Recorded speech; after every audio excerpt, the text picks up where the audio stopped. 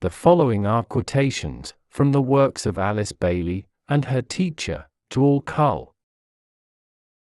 It is wise to remember that immortality is an aspect of the living spiritual being, and is not an end in itself, as men seek to make it. To the knowers of life, such a phrase as "I am an immortal soul" is not even true. To say "I am life itself" and, therefore, am immortal approaches closer to the truth, but even that sentence is only a part of a larger truth. He discovers when he investigates with impartiality that there have been at all times those who knew, those who had penetrated to the heart of the mystery of being, and who have returned carrying the assurance of the immortality of the soul, and of the reality of the kingdom of God. Personality through discrimination is becoming aware of reality and unreality.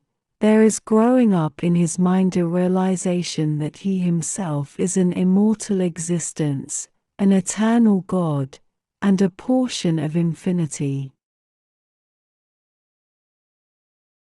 We can live with the consciousness of immortality, and it will give an added coloring and beauty to life.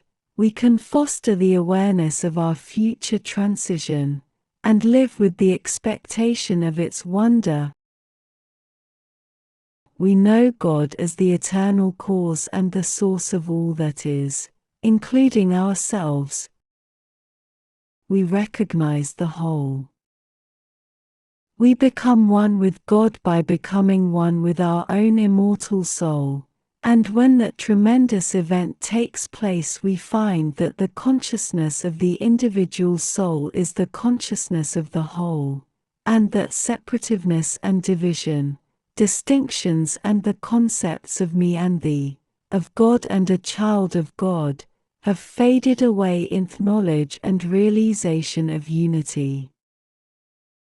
He now knows that spirit is a fact and the basis of immortality. He knows, past all controversy, that there is a plan, and that the love of God is the basic law of all manifestation and the origin of all evolutionary momentum. And he can rest back upon the knowledge that the fact of spirit, the immediacy of love and the synthetic scope of the plan provide a foundation upon which he can place his feet, take his stand with assurance, and then go forward in certain confidence of an assured goal. Equipped, therefore, with a controlled mind, a capacity to register illumination, an ability to contact his immortal aspect and intuitively to recognize the kingdom of spirit, he is ready now for the greater work. When humanity is assured of divinity and of immortality, and has entered into a state of knowledge as to the nature of the soul and of the kingdom in which that soul functions, its attitude to daily life and to current affairs will undergo such a transformation that we shall verily and indeed see the emergence of a new heaven and a new earth. Once the central entity within each human form is recognized and known for what it essentially is, and once its divine persistence is established, then we shall necessarily see the beginning of the reign of divine law on earth. I would have you ponder on this and know that everything that is of true spiritual value is persistent, ageless, immortal and eternal. Only that dies which is valueless, and, from the standpoint of humanity, that means those factors which emphasize and assume importance where the form is concerned. But those values which are based on principle and not upon the detail of appearance have in them that undying principle.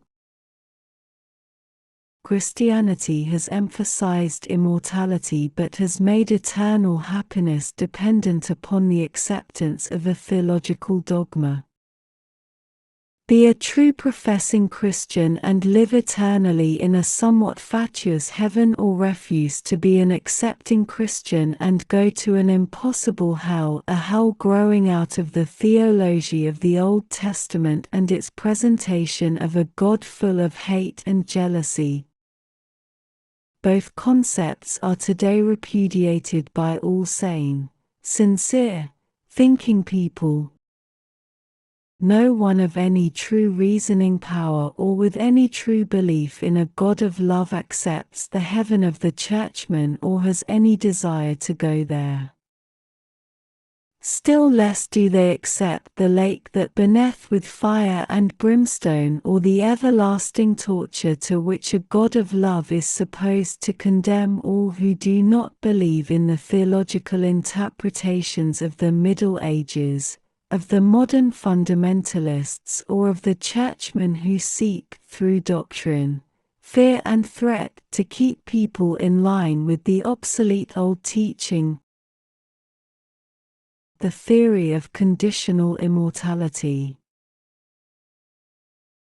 This theory is still held by certain fundamentalist and theologically narrow schools of thought, and also by a few of the intelligentsia, primarily those of egotistic tendency. It posits that only those who reach a particular stage of spiritual awareness, or who accept a peculiar set of theological pronouncements, can receive the gift of personal immortality. Owing to the innate kindness of the human heart, very few are vindictive or unthinking enough to regard this presentation as acceptable, and of course among those we must class the unthinking people who escape from mental responsibility into blind belief in theological pronouncements. There is but one authority, each man's own immortal soul, and that is the only authority which should be recognized.